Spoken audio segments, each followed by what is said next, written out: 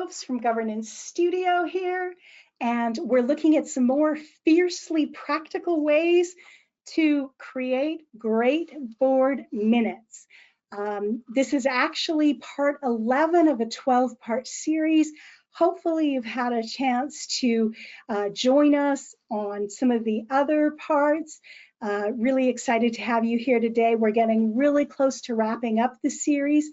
And today we're going to talk about the end of a meeting and how that gets minuted.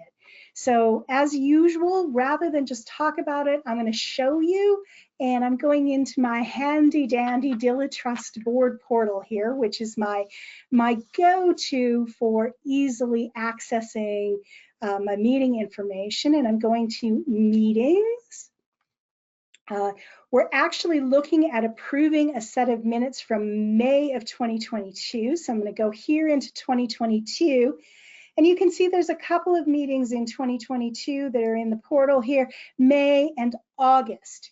Well, the May minutes are not going to be with the May meeting. They're going to be with the August meeting. So I'm going to jump over here and I'm just going to click on that meeting.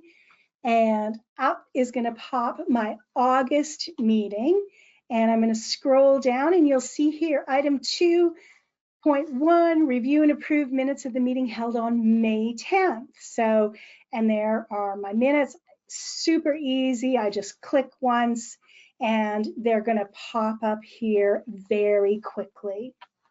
So I can go through these, and in earlier parts, we've gone from top, and I do mean top, from the very first slide, all the way through these to the bottom. Last session, we talked about the in-camera session. And today, we're going to talk about the termination of the meeting. And there's something here I have to address right away. I know there are lots and lots and lots of organizations that adjourn their meetings. And that's a little bit problematic because adjournment has a technical legal meaning, and that is that it's being paused to continue at another time and place. So if you've adjourned a meeting, or if you adjourn all your meetings, none of them are really ever over. So it's a much better practice to use the word terminate, or if you don't like that word, because it does seem a little harsh, some people will say closure. There being no further business to transact, the meeting was closed, something like that. But please don't use adjourn if your intention is that this meeting is over and it's not continuing again.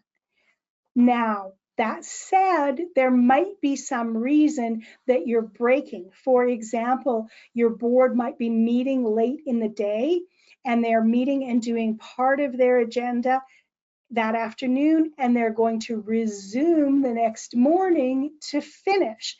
In that case, you would say the meeting was adjourned, and then you would say the meeting began again, but all of that would be in one set of minutes. So adjournment occurs within a set of minutes typically.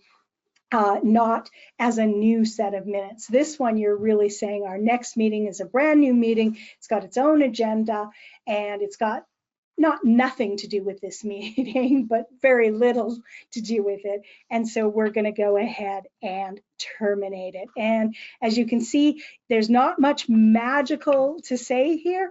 You just say there was no other business, and therefore the meeting was terminated. You can find some standard language you're comfortable with, and just use that each time.